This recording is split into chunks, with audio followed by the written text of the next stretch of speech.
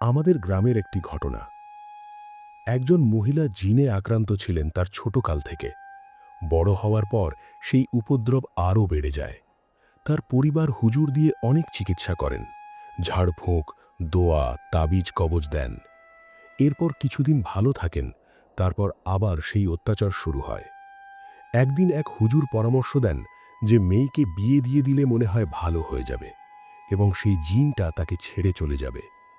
হুজুরের কথা মতো মেয়েটিকে বিয়ে দেওয়া হয়। কিন্তু বিয়ের পর আরও সমস্যায় পড়েন তারা। যে বাড়িতে মেয়েকে বিয়ে দেওয়া হয় সেই বাড়ির সবাইকে জিন ভয় দেখাতে শুরু করে।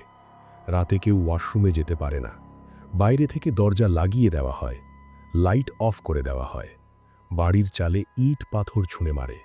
নানান অত্যাচার শুরু করে তাদের সংসার ভাঙানোর জন্য। পরবর্তীতে তাদের বাড়িটি বন্ধ করা হয়।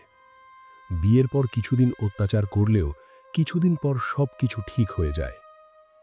কিছুদিন পর মেয়েটি যখন প্রেগনেন্ট হন, তখন থেকে তিনি স্বপ্ন দেখতেন